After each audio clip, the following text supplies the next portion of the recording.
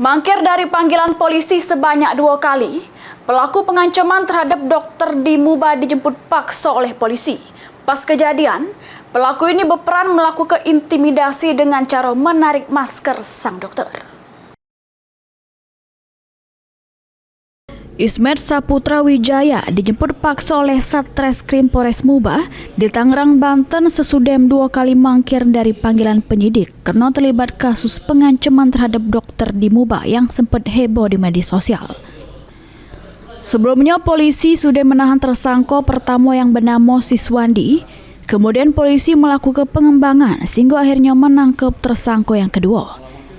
Kabid Humas Polda Sumsel Kombes Pol Nandang Mukmin Wijaya nyebutkan, peran tersangka Ismet ialah membuka masker dokter secara paksa sesudah marah-marah pada dokter.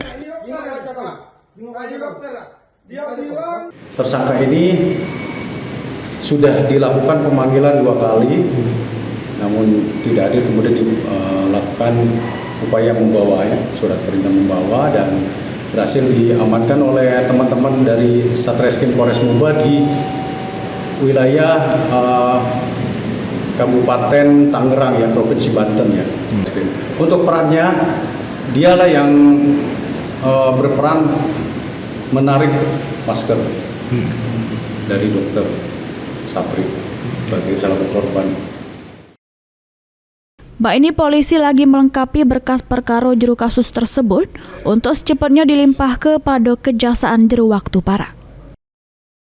Mulyadi, PAL TV.